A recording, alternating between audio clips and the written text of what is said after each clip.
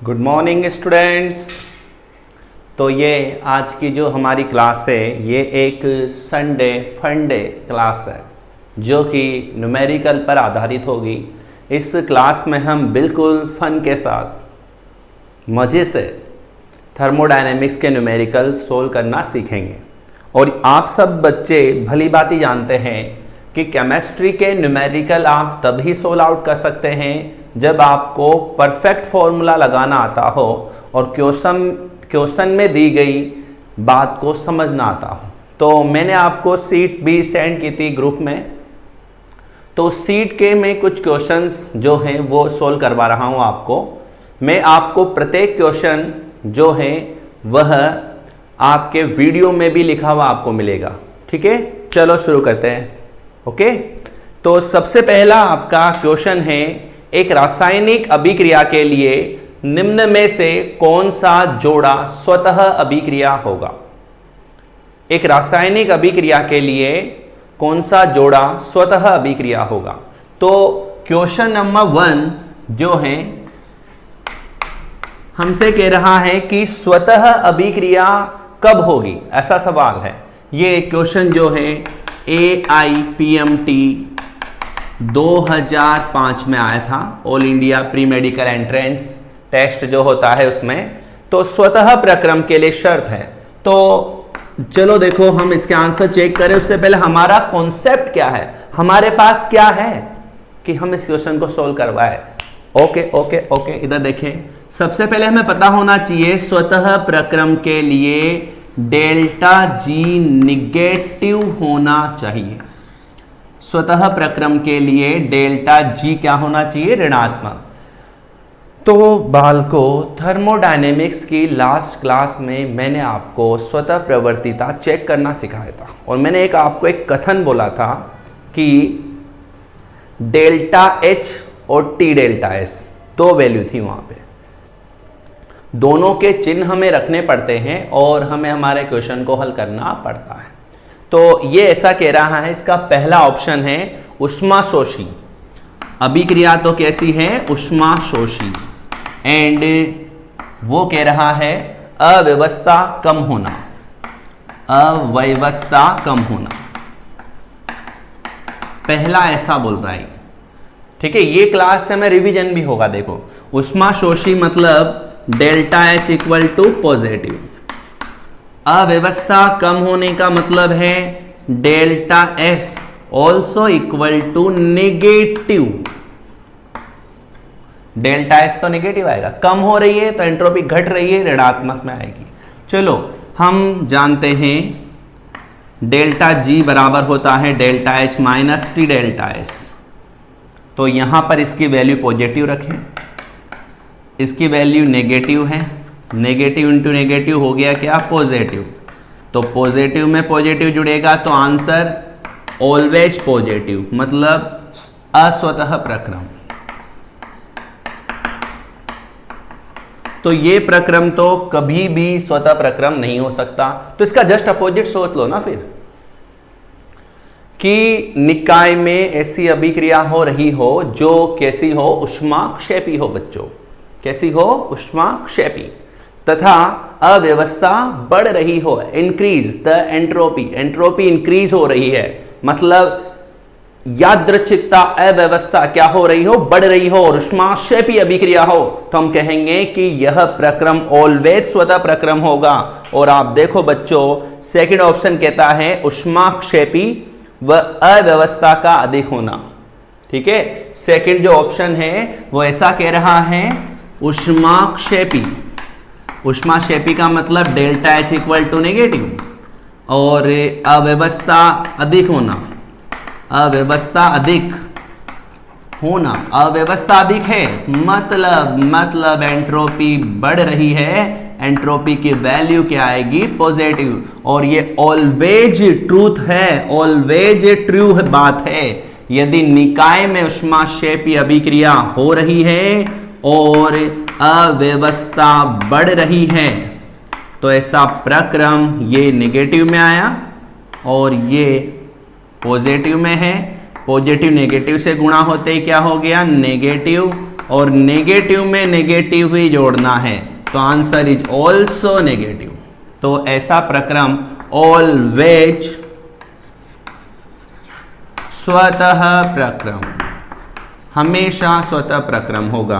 तो बताइए बच्चों इस क्वेश्चन का आंसर क्या देना चाहिए हम सभी बच्चों को कि जब निकाय में ऐसी अभिक्रिया हो रही हो जो ऊष्माक्षेपी हो तथा निकाय की अव्यवस्था बढ़ रही हो, तो ऐसा प्रक्रम क्या होगा? स्वतः प्रक्रम।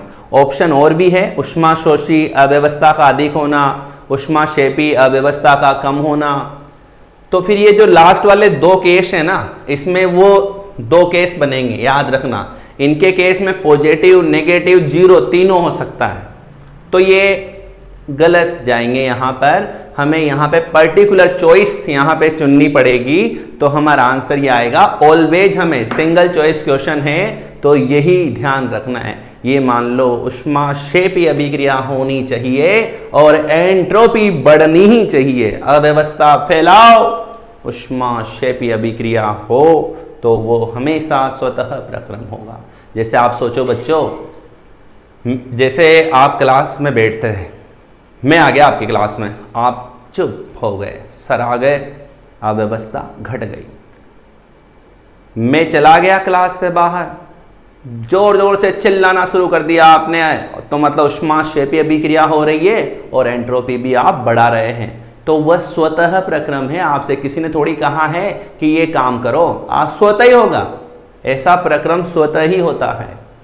जब ऊष्माक्षेपी अभिक्रिया हो, एंट्रोपी बढ़ रही हो, तो प्रक्रम स्वतः है, राइट। तो ये पहला क्वेश्चन हमारे यहां पे कंप्लीट हो जाएगा विद कॉन्सेप्ट। रट्टा नहीं मारेगा, रट्टा मारना अच्छी कला नहीं है। क्वेश्चन नंबर 1 हमने सोल्व कर लिया है। ये जेड वाले बच्चों के लिए भी काफी इंपॉर्टेंट क्वेश्चन है। क्वेश्चन नंबर 2, माना जाए कि प्रत्येक अभिक्रिया खुले पात्र में हो रही है, ठीक है साहब। जब किसी अभिक्रिया के लिए डेल्टा H, तब किस अभिक्रिया के लिए डेल्टा H डेल्टा E के बराबर होगा? ओके, क्वेश्चन नंबर 2 कह रहा है कि डेल्टा H बराबर डेल्टा E कौन सी अभिक्रिया के लिए होगा? चलो चेक करते हैं। तो delta H equal to delta E, तो ये क्वेश्चन कौन से फॉर्मूले पर गया? अरे अरे याद करो, जल्दी जल्दी जल्दी सोचो सोचो सोचो, फटाफट फॉर्मूला निकालो। अरे निकालो अपने पिटारे में से। डेल्टा H बराबर delta E plus delta NG RT। तो सारा गेम चलेगा किस पर? डेल्टा NG पर। अब सब जानते हो ना, यदि मैंने तुमको सिखाया था डेल्टा NG 0 हो, डेल्टा NG पॉजिटिव हो, डेल्टा NG नेगेटिव हो, 0 होगा तब डेल्टा H डेल्टा E के बराबर, पॉजिटिव हुआ तो डेल्टा H बड़ा किससे? डेल्टा E से, और नेगेटिव हुआ तो डेल्टा H से बड़ा कौन? Delta E। तो आप चेक कर लो किसमें डेल्टा NG 0 आ रहा है। तो देखो पहला ऑप्शन इसमें था हाइड्रोजन प्लस आयोडीन बराबर 2HBr, और सब गैस ही है, ठीक है ना, इसमें गैस ही लेना रहता है, सॉलिड और लिक्विड को हम नहीं लेते हैं, ठीक है। तो डेल्टा NG निकाल दो मेरे बच्चों फटाफट। 2 - 2 बराबर 0, तो यही हो गया। अरे फटाफट, मजा आ गया इसमें। तो उपरोक्त तो दोनों तो नहीं है इसमें। चलो सेकंड, थर्ड, फोर्थ क्यों चेक करें? नहीं करूंगा, नहीं करूंगा, कभी भी नहीं चेक करूंगा इसको। मेरा तो आंसर आ गया, उपरोक्त सभी नहीं है, उपरोक्त दोनों नहीं है। मेरा कॉन्सेप्ट फिक्स है, मुझे पता है delta NG 0 then delta H बराबर डेल्टा E। हिलूंगा डिलूंगा कुछ भी नहीं, बता दूंगा फटाफट, लॉक कर दो। 100% गारंटी है, कॉन्फिडेंस होना चाहिए, राइट। चलिए आगे बढ़ते हैं। क्वेश्चन नंबर 2 सबको समझ में आया? तुम घर पे बैठ के चेक करना सेकंड नंबर के ऑप्शन में। इसमें देखो इधर दोनों गैस है, तो 2 और 1 3, 3 में से 2 घटेगा तो +1 आएगा, तो यहां पर भी बराबर नहीं होगा। ऐसे ही थर्ड में भी +1 आएगा, और फोर्थ में जो है बच्चों -1 आ रहा है, तो इसका आंसर बिल्कुल आपके क्या जाएगा? फर्स्ट। तो इस कैटेगरी के अगर मान लो अदर क्वेश्चन आते हैं तो आप कर सकते हो। कल को वो ये वाला ऑप्शन पूछता तो कर लेते या नहीं कर पाते? कर लेते ना बच्चों। चलिए आगे बढ़ते हैं। क्वेश्चन नंबर 2 का ये सॉल्यूशन हो गया है। क्वेश्चन नंबर 3, अभिक्रिया दी है, लिख देता हूं क्योंकि अभिक्रिया के बिना तो गेम होगा नहीं। लिक्विड है, चलो साफ लिक्विड है तो क्या कर लोगे तुम हमारा। Cl2 gas equal to 2BrCl, okay ये भी गैस, राइट। के लिए एंथैल्पी और एंट्रोपी। तो के लिए एंथैल्पी का मान मतलब डेल्टा एच दिया है, कितना 30 किलो जूल प्रति मोल, ओके। और एंट्रोपी का मतलब होता है डेल्टा एस, वो कितना है 105 joule kelvin inverse mole inverse. थोड़ा इस क्वेश्चन को समझना आप मोस्ट, मैं कहूंगा हर मैथ्स बायोलॉजी वाला बच्चा इस क्लास को जरूर पढ़े एक बार। तो कह रहा है कि वह ताप जिस पर अभिक्रिया साम्य पर हो, तो मतलब टेम्परेचर ज्ञात करना है जिस पर अभिक्रिया किस पर हो, साम्य पर हो। चलो कॉन्सेप्ट निकालते अपने पिटारे में से, फटाफट कॉन्सेप्ट निकालते हैं। निकाल ले, अरे बोलो निकाल ले। चलो सोचते हैं। साम्य स्वतः असवतः, साम्य स्वतः असतः, साम्य स्वतः असतः। अरे डेल्टा जी में चले जाओ। अरे मेरे बच्चों, डेल्टा जी बराबर delta H minus T delta S. साम्य पर डेल्टा जी इक्वल टू 0, तो यहां 0 रख दो, तो delta H minus T delta S. अरे ऑप्शन क्या होते हैं बबुआ, ऑप्शन तो खुद ही बन जाते हैं, खुद ही बन जाते ऑप्शन। तो ऑप्शन तो हमारा जो आंसर आए वो होना चाहिए। तो क्या आ गया इससे, डेल्टा एच बराबर टी डेल्टा एस, तो टी बराबर डेल्टा एच बटा डेल्टा एस। डेल्टा एच की वैल्यू दी है, डेल्टा एस की वैल्यू भी दी है, राइट। इस अभिक्रिया के लिए डेल्टा एच और डेल्टा एस उसने दे ही दिए हैं। अब हम इसको सोल्व करने जा रहे हैं। फटाफट कर ले इसको, वैल्यू पुट करें और आंसर निकालने का प्रयास करेंगे, ठीक है। चलो चेक करते हैं। टी बराबर डेल्टा एच 30, किलो को हटा दूंगा 1000 जूल पर मोल बटा delta S 105 joule mole inverse kelvin inverse. Joule प्रति मोल से जूल प्रति मोल कट गया, 5 का पहाड़ा आता है तो 6 बार कट गया, 5 दूना 10, 5 एकम 5, ठीक है। तो ऊपर हो गया 6000 बटा 21, ओके। अब आपको पहाड़ा आता है क्या 21 का? आता है? चलो 21 का पहाड़ा बोलो, 21 का पहाड़ा बोलो फटाफट, क्या आंसर आएगा। 21 दूना 42, 21 दिया 63, तो 42 2 बार जाएगा, 2 वाला ऑप्शन देखे, ठीक है।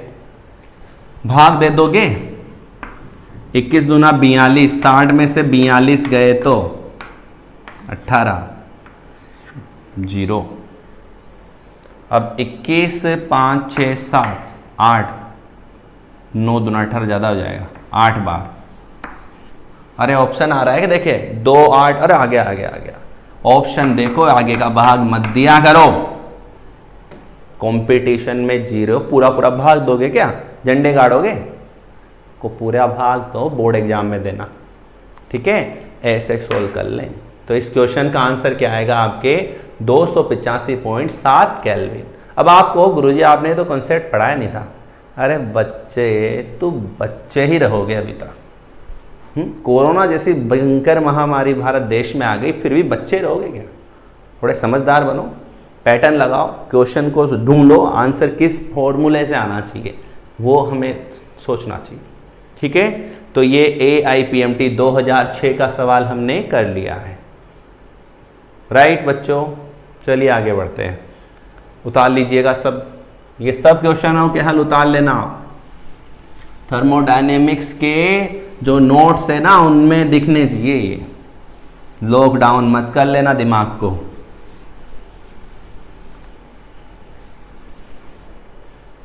बहुत सारे क्या करते हैं, बहुत सारों की कहानी सुनाता हूँ चलो तुम्हें। अब फंडे क्लास है, संडे भी है, तो सुन ही लो।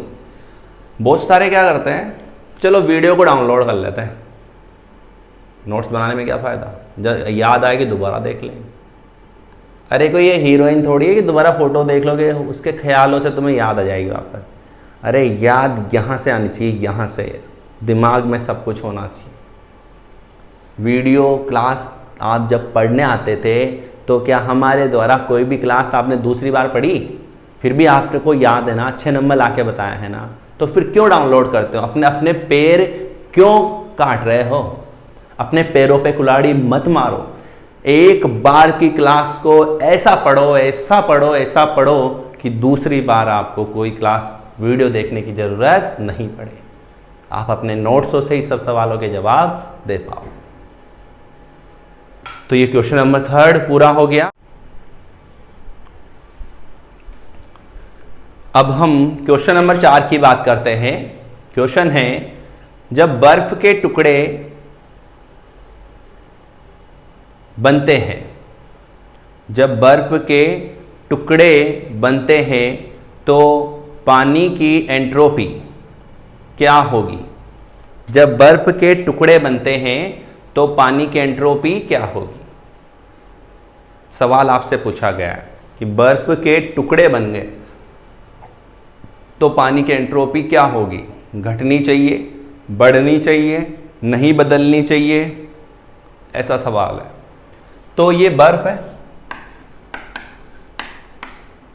बर्फ के टुकड़े बन गए, आइस क्यूब। क्या बन गए? Ice cube. तो आइस क्यूब बनाने से बर्फ की एंट्रोपी का मान क्या होगा? बढ़ेगा या फिर घटेगा? सवाल है।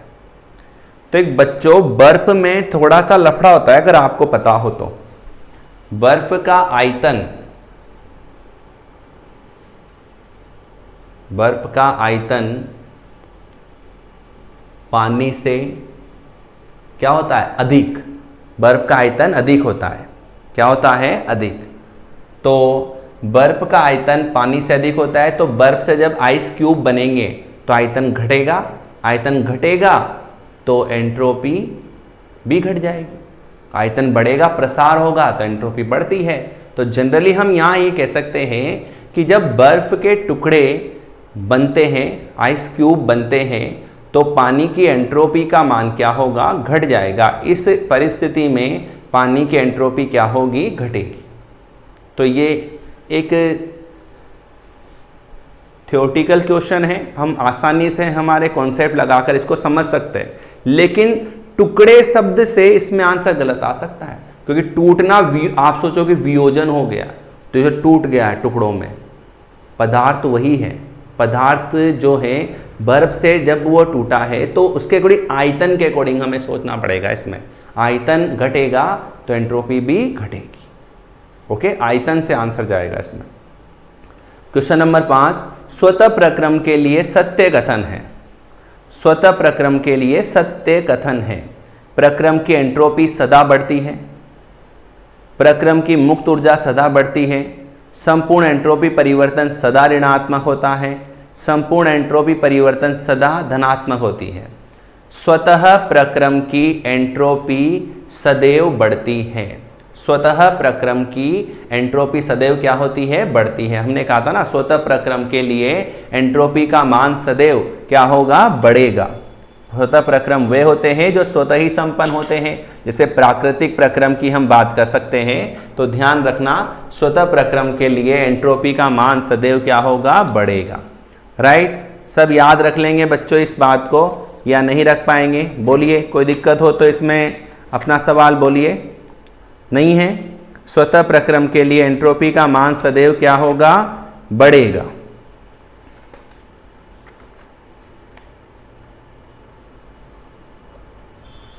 तो स्वतः प्रक्रम के लिए एंट्रोपी का मान सदैव बढ़ेगा। तो अब आप क्या आंसर कहोगे बताओ? स्वतः प्रक्रम के लिए एंट्रोपी सदैव बढ़ती है, अतः इसका आंसर क्या आना चाहिए? पहला ऑप्शन है प्रक्रम की एंट्रोपी सदा बढ़ती है, तो ये बात सही है। दूसरा ऑप्शन है प्रक्रम की मुक्त ऊर्जा सदा बढ़ती है, मुक्त ऊर्जा बढ़ेगी तो डेल्टा एस पॉजिटिव आ जाएगा, तो ये तो बात सही नहीं है। संपूर्ण एंट्रोपी परिवर्तन सदैव ऋणात्मक होता है, एंट्रोपी का मान घट रहा है, और संपूर्ण एंट्रोपी परिवर्तन सदा धनात्मक होता है। ये इसका परफेक्ट आंसर जाएगा, क्योंकि एंट्रोपी तो बढ़ेगी, लेकिन एंट्रोपी बढ़ने का मतलब क्या होता है? डेल्टा एस पॉजिटिव आना चाहिए। तो क्वेश्चन नंबर 5 जो है, क्वेश्चन नंबर 5, उसका आंसर हम क्या देंगे कि स्वतः प्रक्रम के लिए डेल्टा एस ऑलवेज क्या होता है? पॉजिटिव। स्वतः प्रक्रम के लिए एंट्रोपी बढ़नी चाहिए, और एंट्रोपी बढ़ेगी तो डेल्टा एस का मान क्या आएगा? धनात्मक आना चाहिए। तो ये थोड़ा सा ध्यान रखना, क्वेश्चन बढ़िया है ये, क्योंकि एक ऑप्शन में ये भी है एंट्रोपी सदा बढ़ती है। बढ़ती है का मतलब समझाना पड़ेगा कि डेल्टा एस क्या आना चाहिए? पॉजिटिव आना चाहिए। तो यहां चुनना पड़ा है हमें दोनों ऑप्शन में से। क्वेश्चन नंबर 6 देखिए आप अब। 298 केल्विन ताप पर, तो तापमान कितना दिया? 298 केल्विन। क्वेश्चन नंबर 6 है ये। वो कह रहा है अभिक्रिया दे रखी है, अभिक्रिया लिख लेते हैं। Nitrogen gas plus 3 hydrogen gas बराबर 2 अमोनिया गैस, राइट, के लिए एंथैल्पी परिवर्तन डेल्टा एच का मान दिया -92.38 किलो जूल। अब ये कह रहा है कि 298 केल्विन पर आंतरिक ऊर्जा में परिवर्तन ज्ञात करो, डेल्टा यू ज्ञात करना है। चलो ठीक है, कौन सी समीकरण लगाए कि हमारे डेल्टा यू का मान आ जाए? चलो इसका सॉल्यूशन ढूंढते हैं।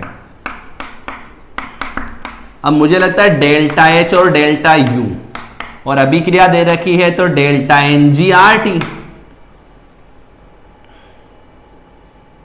ओके, अब डेल्टा एच दे रखा है तो डेल्टा यू बराबर हो गया पहले तो delta H minus delta N G R T. अब टी का मान दे ही दिया, डेल्टा एच दे ही दिया, हमारे डेल्टा एन जी की और जरूरत है, डेल्टा एन जी निकाल लो। चलो इधर तो 2 है, 2 -3 और 1 4, तो माइनस के 2 आए। कितने आए? -2। इसकी वैल्यू खत्म हो गई आर। अब आर बहुत खतरनाक चीज है यहाँ पे।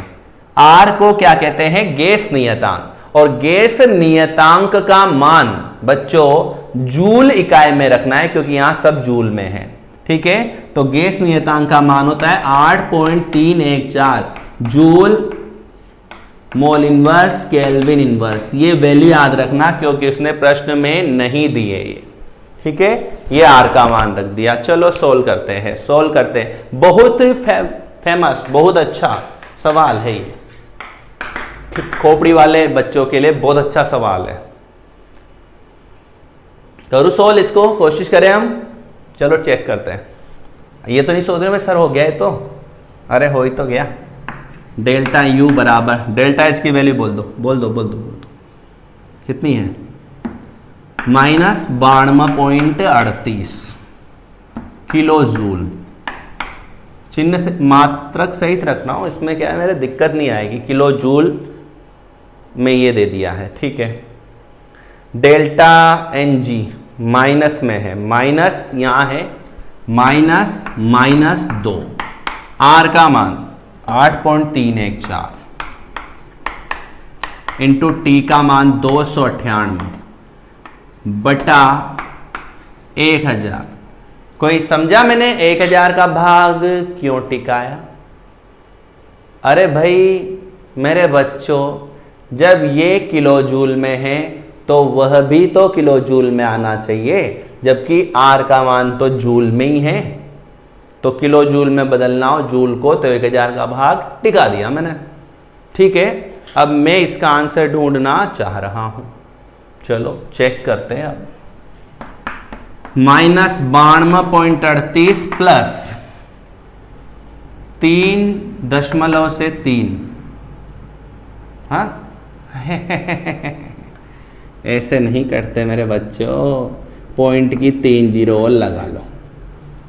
ठीक है, चलो ठीक है, अब गुणा करो। गुणा बाकी जोड़ भाग मेरे को आता नहीं है, मेरे को आता नहीं। इसको लगभग 300 मानू तो आपको चलेगा, लगभग में चल रहे, फिर एडजस्ट करेंगे अगर ज़्यादा पास का आंसर आया तो, क्योंकि हम कंपटीशन में जी रहे हैं ना। क्या करें, 300 और इसको इससे गुणा कर लो। 14 दूना 28, 3 दूना 6, 8 दूना 16 और इसको 300 से गुणा करना है बटा 1 2 3, 1 2 3। ठीक है, 2 जीरो से तो 2 जीरो अभी उड़ा लेते हैं, ज़्यादा दिक्कत नहीं आएगी। चलो -92.38 प्लस, मतलब देखो बच्चों 92 से कम वाला आंसर आना चाहिए। 92 से कम वाले 2 है आंसर, लेकिन 87 पॉइंट कुछ भी है और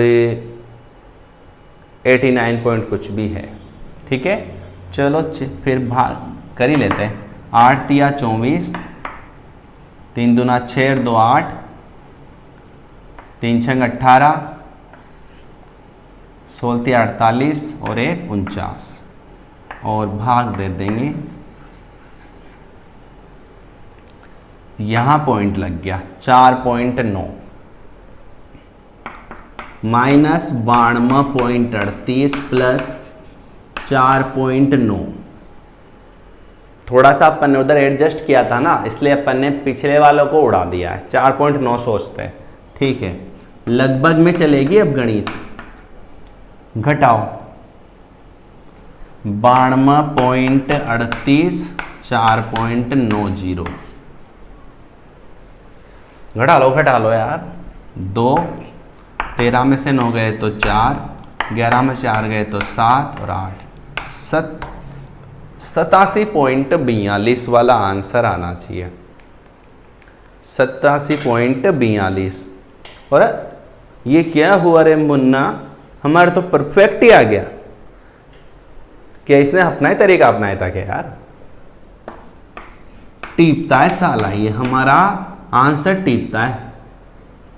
हमको डाउट है इस पे, इसने हमारा तरीका चुरा लिया। 87.42 किलो जूल, इस तरीके से क्वेश्चन आएगा। तो एक बात ध्यान रखना बच्चों, इसमें क्या उलझन थी, अगर आप यहां 1000 का भाग नहीं देते तो आपका आंसर कभी भी सही नहीं आता, क्योंकि इधर किलो जूल तो इधर भी किलो जूल बनाओ, या इधर वाले को जूल में बदल लो। तरीका ये भी है, इसको 1000 से गुणा करके किलो जूल में बदल लो, फिर लास्ट में जाके आंसर तो सारे किलो जूल में ही है, इसलिए वापस बाद में 1000 का भाग देना पड़ेगा। इसलिए पहले ही निपटा लो ना उसको, आंसर ऑप्शन देख के सोच लो।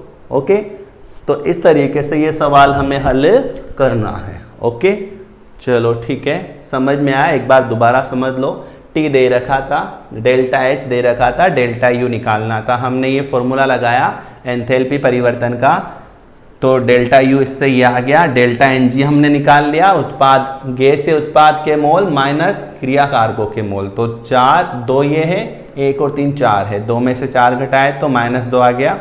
आर का मान जूल इकाई में ये होता है 8.314। ओके, लीटर एटीएम में इसका मान जो होता है आर का, वो भी हमें जरूरत पड़ेगी, तभी सीखेंगे आगे। ठीक है, तो ये 6 तक सवाल हमने सोल्व कर लिए हैं। इसके बाद क्वेश्चन नंबर 7। ठीक है, मिटा दो इसको।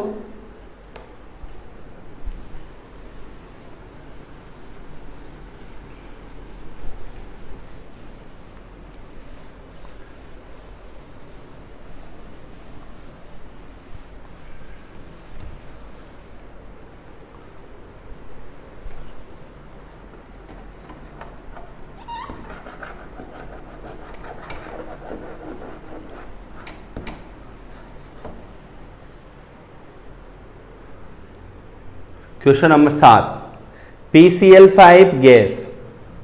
क्वेश्चन नंबर 7 दे रखा है, PCl5 है गैस,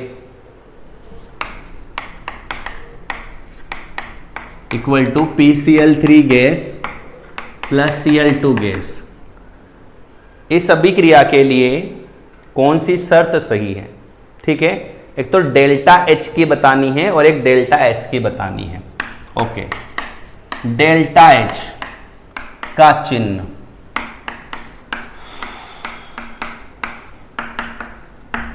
ओके, यह वियोजन है, यह वियोजन है, अतः ऊष्माशोषी।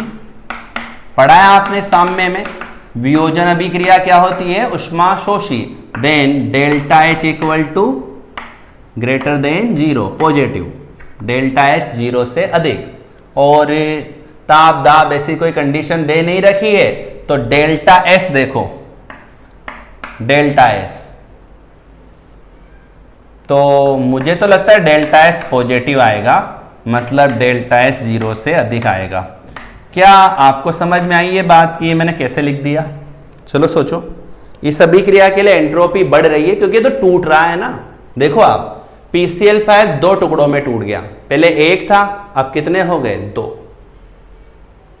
सूत्र चेंज हुआ है, लेकिन वो आइस क्यूब जैसा वाला नहीं है question. PCl5 PCl3 plus Cl2 में बदला है, तो वियोजन है। और नहीं समझ में आए तो डेल्टा Ng से सोच लो ना, पॉजिटिव आ रहा है तो डेल्टा S भी पॉजिटिव आएगा। तो इस क्वेश्चन का आंसर बच्चों क्या होना चाहिए बताओ? डेल्टा H 0 से बड़ा और डेल्टा S भी 0 से बड़ा, तो इसका आंसर हो गया 4th। उम्मीद है ये क्वेश्चन आप कर पाएंगे। क्वेश्चन नंबर 8, निम्न में से कौन सा अवस्था फलन नहीं है? अवस्था फलन नहीं है।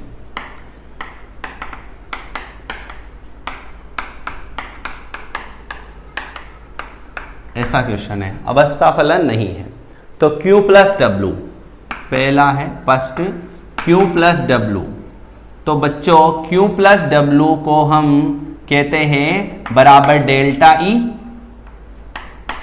Q प्लस W का मान किसके बराबर होता है? डेल्टा E, और डेल्टा E आंतरिक ऊर्जा है, तो ये तो अवस्था फलन है, अवस्था फलन है। तो ये तो गलत है बात, ये तो अवस्था फलन होगा, वो कह रहा है नहीं है। चलो और देखिए, Q ऊष्मा है और ऊष्मा पथ फलन होती है, अवस्था फलन नहीं होती, पथ फलन है। तो ये इसका आंसर आएगा, सेकंड आना चाहिए आंसर में। और आगे देखिए, एक है W कार्य भी हमने पथ फलन में पढ़ा था, याद करो, ऊष्मा और कार्य को हमने किस में पढ़ा था? पथ फलन में। तो ये भी इसका आंसर होना चाहिए। ये अवस्था फलन नहीं होते, पथ फलन होते हैं।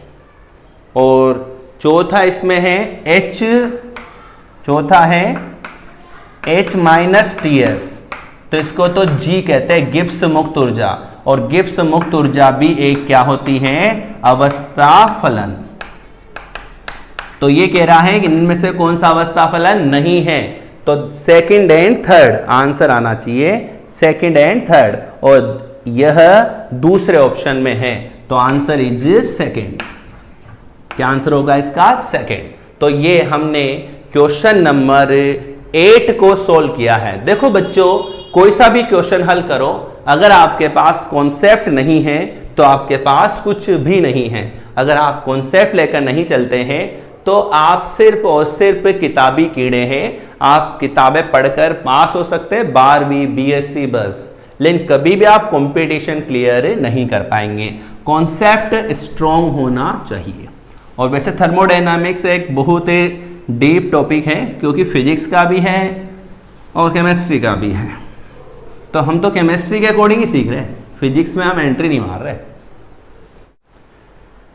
तो इसके बाद बच्चों हम क्वेश्चन नंबर 9 सीखते हैं।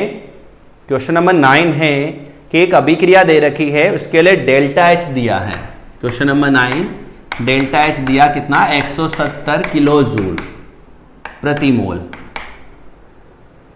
सॉरी किलो जूल ही दिया है, प्रति मोल वोल नहीं दिया, ठीक है। और एंट्रोपी का मान दिया है 170 जूल केल्विन इनवर्स। चिन्ह नहीं दिया तो ऑलरेडी पॉजिटिव मान लेंगे, वैल्यू दिए तो कोई टेंशन ही नहीं है। और कह रहा है कि अभिक्रिया किस ताप पर स्वतः होगी, किस ताप पर स्वतः होगी, ठीक है। स्वतः प्रक्रम के लिए डेल्टा जी ऋणात्मक होता है, स्वतः प्रक्रम के लिए डेल्टा जी क्या होना चाहिए, ऋणात्मक। ओके, सॉल्यूशन हम इसका कर रहे हैं, तो डेल्टा जी बराबर delta H minus T delta S. अब ये तो हमारे क्या है, पॉजिटिव में है और ये भी पॉजिटिव में है, तो ये कुल मिला के किस में आया, नेगेटिव में। तो डेल्टा जी नेगेटिव में कब आएगी, जब ये वाला मान ज्यादा हो। तो यदि हम कहें कि टी डेल्टा एस का मान डेल्टा एच से ज्यादा हो तो डेल्टा जी ऋणात्मक होगा। ये शर्त लग रही है या नहीं लग रही, बताओ, कि ये ज्यादा आएगा, माइनस वाला मान तभी तो ऋणात्मक आएगा। तो सोच लो T का मान बड़ा होगा डेल्टा H बटा डेल्टा S से। T का मान बड़ा होगा किससे, डेल्टा H बटा डेल्टा S से। इसको इधर भेज दो, तो T बराबर आ गया डेल्टा H का मान 170, किलो की जगह 1000 से गुणा कर दो तो ये भी जूल में हो गया, और ये 170 जूल केल्विन इनवर्स, 170 कट गया और ये जूल से जूल कट गया, तो कितना आया, 1000 केल्विन से ज्यादा, 1000 केल्विन से ज्यादा आंसर आना चाहिए। अब ऑप्शन देखेंगे तो ऑप्शन देखो आप, पहला है 510 केल्विन, ये 1000 से कम है, 710 पे 1000 से कम है, 910 पे 1000 से कम है, तो इसका आंसर क्या आएगा, 1110। परफेक्ट आंसर हम नहीं बता दे कितना केल्विन आएगा, 1000 केल्विन से ज्यादा तापमान कितना भी हो, सब तापमान पर अभिक्रिया क्या होगी, स्वतः होगी। लेकिन 1000 केल्विन ही होता तो अभिक्रिया साम्य पर होती, क्योंकि ये डेल्टा एच बटा डेल्टा एस का अनुपात है। तो इस तापमान पर तो अभिक्रिया किस पर होगी, साम्य पर। और अगर इस तापमान से ज्यादा हो तो अभिक्रिया स्वतः होगी, और इस तापमान से कम होता तो अभिक्रिया अस्वतः हो जाती, राइट। तो ये क्वेश्चन आपको आना चाहिए। नेक्स्ट क्वेश्चन है क्वेश्चन नंबर 10। एक एटमॉस्फेरिक दाब का मान कितना है, 1 एटीएम। जल के वाष्पीकरण के लिए डेल्टा एच और डेल्टा एस के मान दे रखे हैं, ठीक है। 1 एटीएम पर जल के वाष्पीकरण के लिए डेल्टा एच और क्या दे रखा है, डेल्टा एस। अब वो कह रहा है हमसे कि वह ताप जिस पर इस रूपांतरण के लिए गिब्स ऊर्जा परिवर्तन का मान 0 हो जाए, वो ताप कौन सा है, ठीक है। तो डेल्टा एच, क्वेश्चन नंबर 10 है कि वैल्यू देखो कितनी है, 40.63 किलो जूल प्रति मोल। ये तो सेम टाइप का क्वेश्चन हो गया ना, देखो मेरे हिसाब से। और डेल्टा एस कितना है, 108.8 joule kelvin inverse mole inverse, right. तो डेल्टा जी का मान 0 होना चाहिए, ठीक है। ये भी पॉजिटिव है, वो भी पॉजिटिव है, कोई दिक्कत नहीं है। डेल्टा जी बराबर delta H minus T delta S, तो ये 0 हो जाए, तो सीधी सीधी बात है, डेल्टा एच बराबर होना चाहिए टी डेल्टा एस के, तो टी बराबर हो गया डेल्टा एच बटा delta S. Value solve out कर लेते हैं। डेल्टा एच की बोलो, 40.63 इंटू 1000, किलो जूल में नहीं है, नीचे जूल में है इसलिए, बटा 108.8।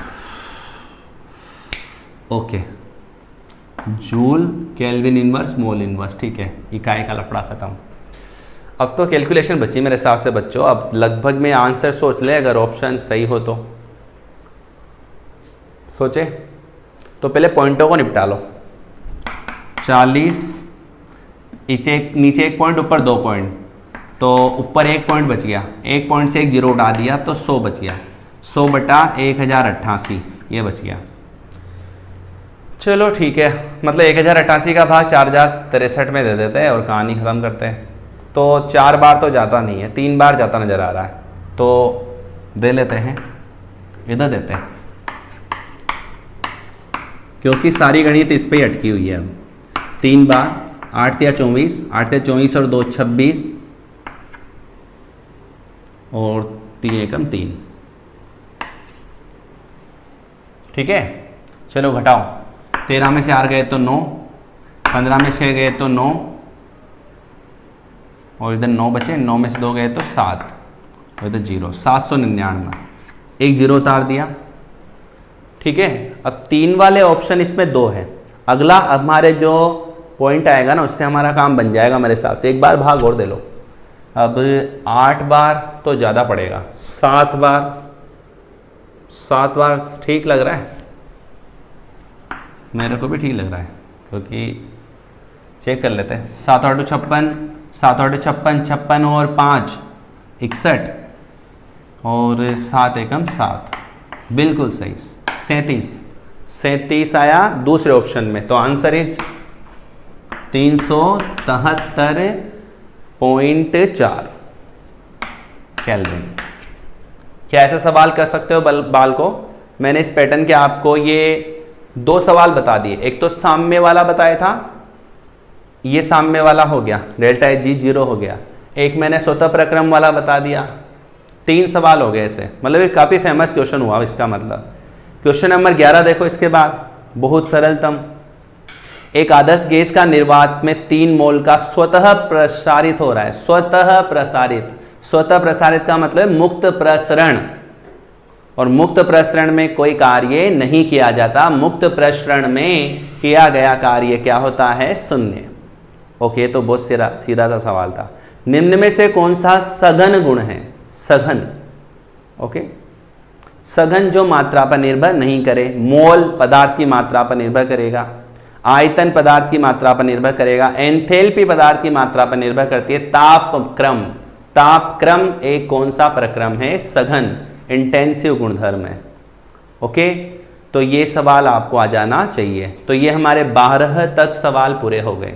क्वेश्चन नंबर 13, निम्न में से किसमें एंट्रोपी घटती है?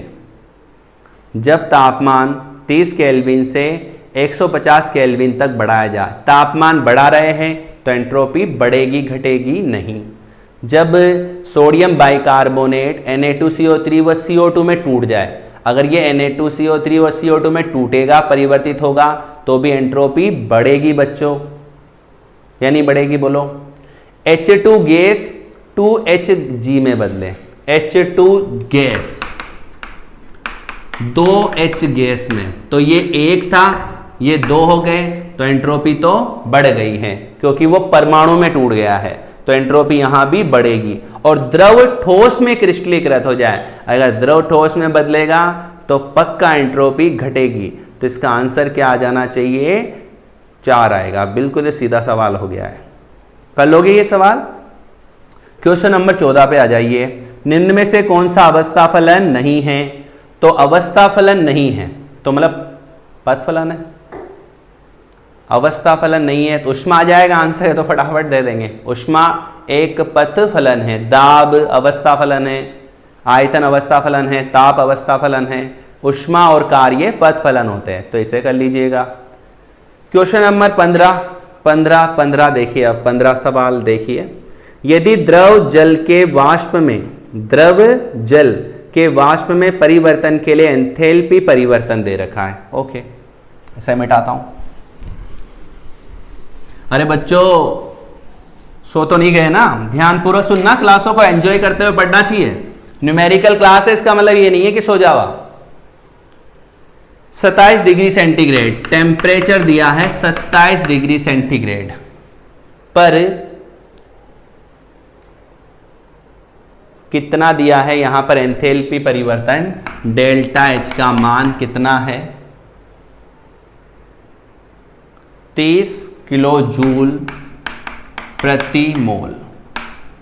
अब वो कह रहा है इस प्रक्रम के लिए एंट्रोपी परिवर्तन बताओ, डेल्टा एस का मान क्या होगा। चलो अब डेल्टा एच दिया है और डेल्टा एस पूछ रहा है, तो डेल्टा एस का एक फॉर्मूला हमने पढ़ा था, ये क्वेश्चन नंबर 15 है। हमने ऐसा सवाल एक सूत्र जरूर पढ़ा होगा, Q रिवर्सिबल बटा T, मतलब इसकी जगह डेल्टा एच लिख सकते हैं बटा क्या लिख सकते हैं T। तो डेल्टा एच का मान कितना दिया इसने, डेल्टा एच कितनी है 30, किलो को हटाओ तो 1000 जूल पर मोल।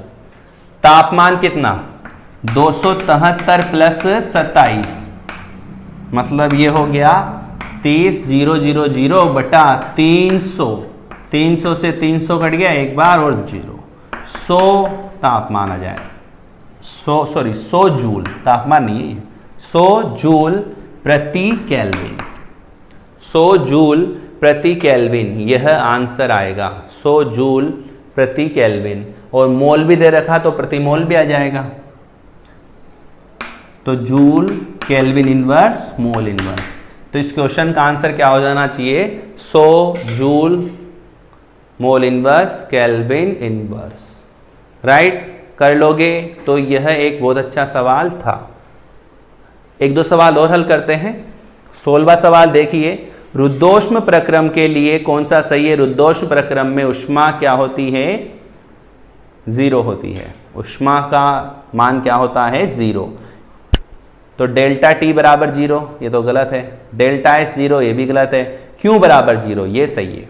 ये देखो बच्चों चौथा ऑप्शन, इसमें भी क्यू पी बराबर 0 है, क्यू पी बराबर 0। मैं आपको 2 रट्टा मार बिंदु बताता हूं, इनको आप केमिस्ट्री की थर्मोडायनेमिक्स में हमेशा याद रखना। नियत आयतन पर ग्रहण की गई ऊष्मा, ग्रहण की गई ऊष्मा मतलब QV हमेशा डेल्टा ई के बराबर होगी। फर्स्ट रट्टा मार टॉपिक तो ये है, नियत आयतन पर ग्रहण की गई ऊष्मा सदैव किसके बराबर होगी, डेल्टा ई के। और एक मैं और बता रहा हूं, नियत दाब पर ग्रहण की गई ऊष्मा, नियत दाब पर, इसको Q और यहां P लिखते हैं, QP ऑलवेज इक्वल टू होगी डेल्टा H। अगर हमें टाइम मिलता तो हम इनके डेरिवेशन भी जरूर करते। डेरिवेशन भी ये तो कर रखा है हमने, ये तो फ्लोट से आ जाएगा, ये नहीं किया है, ये भी कर सकते हैं, कोई दिक्कत वाली बात नहीं है। बट आप याद रखना, नियत आयतन पर QV का मान किसके बराबर, डेल्टा ई के। नियत दाब पर QP बराबर डेल्टा H। तब जाके आपका ये कंफ्यूजन क्लियर होगा सोल्व क्वेश्चन का, भाई दोनों में क्यू दे रखा है, अरे नहीं एक क्यू है, ऊष्मा तो एक ही है, दूसरे को तो एंथैल्पी परिवर्तन कहेंगे। ओके, क्वेश्चन नंबर 17, निम्न में से कौन सा ऊष्मागतिकीय फलन नहीं है।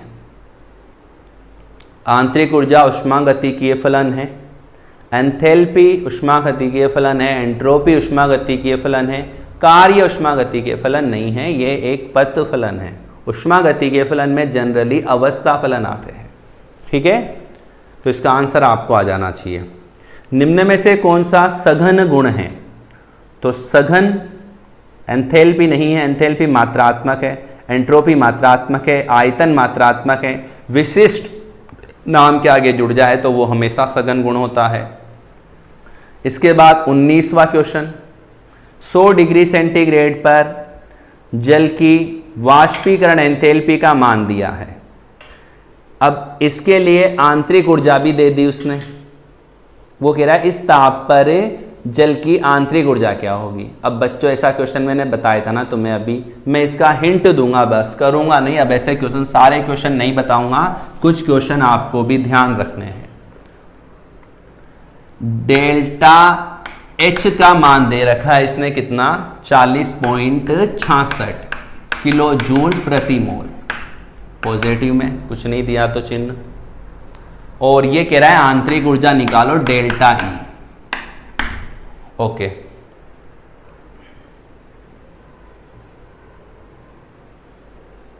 ठीक है, तो ऐसा सवाल है।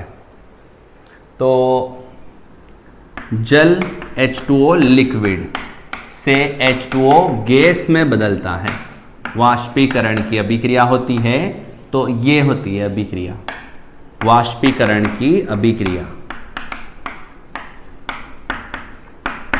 तो डेल्टा Ng निकालना पड़ेगा, इसके लिए +1 आएगा, क्योंकि लिक्विड को हम नहीं लेते, गैस को ही लेंगे, ठोस को भी नहीं लेते। तो डेल्टा H बराबर delta E plus delta Ng/RT। तो डेल्टा E बराबर delta H minus delta Ng/RT। अब ऐसा का ऐसा एक सवाल मैंने आपको सिखाया था ना, कर लेना। कर लोगे ना मेरे बच्चों, बोलो कर लोगे? मुझे जरूर बताना इसका आंसर क्या आएगा। देखो वैसे ये प्लस में है और ये माइनस में है, तो कम आएगा, 40.66 से कम आएगा। और 40.66 से कम केवल एक ही ऑप्शन नजर आ रहा है। ओके, तो ये हम कह देंगे कि इसका आंसर हमारे क्या आना चाहिए, आंसर इज थर्ड। इसका आंसर क्या होना चाहिए, थर्ड होना चाहिए, 37.56। मैं एक बार इसको चेक भी कर देता हूं, आप ध्यान पूर्वक समझे।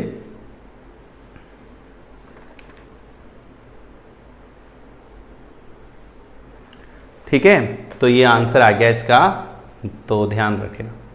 कर लोगे सब बच्चे? बताओ, आगे की कैलकुलेशन तो कर लोगे ना। अरे डेल्टा एच का मान दे ही रखा है किलो, यहाँ आर का एन का मान 1 रख देना, आर का मान 8.314, टी का मान कितना रखोगे, 100 डिग्री सेंटीग्रेड, मतलब 373 केल्विन, 373 रखना और बटा 1000 जरूर कर देना, क्योंकि किलो में बदलना पड़ेगा। फिर सोल्व कर लेना। 20वां क्वेश्चन, जल के संगलन की एंथैल्पी इसके गलनांक पर इतनी दे रखी है, इसके लिए मोलर गलन एंट्रोपी का मान ज्ञात करो। ठीक है, ये सिखा देता हूं। क्वेश्चन नंबर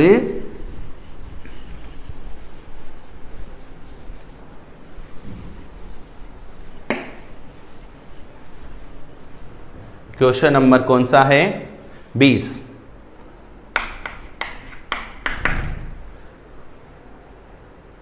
संगलन एंथैल्पी, तो डेल्टा एच गलन बराबर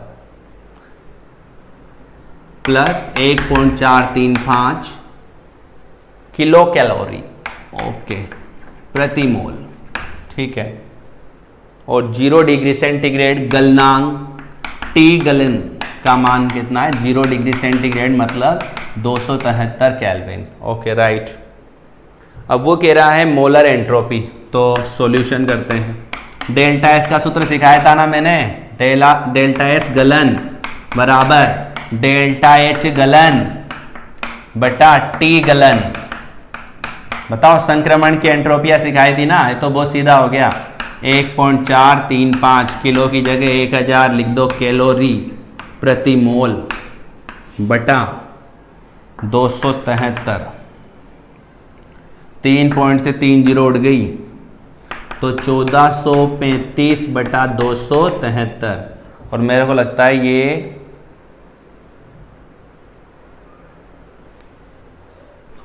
273 का भाग 1435 में दे दो, आंसर आ जाएगा मेरे हिसाब से।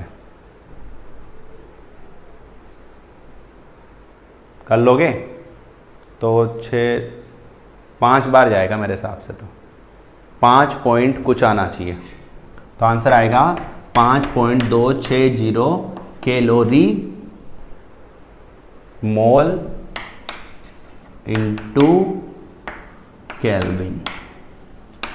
अब भाग नहीं देता मैं तो ऑप्शन से चलता हूँ, क्योंकि मेरे को पता है 5 बार पूरा जा रहा है, 1435 से 5 बार पूरा चल जाएगी, 5 के बाद पॉइंट लगना है। क्वेश्चन नंबर 21, साम्य पर कौन सा सही है? तो साम्य पर डेल्टा जी 0 होता है। 21 का तो बहुत सीधा आंसर है, पहला आंसर आ जाएगा। चलो आगे बढ़ते, फटाफट सोल्व खत्म करते कहानी। अब थोड़ा सा आप उतार लीजिए इसे।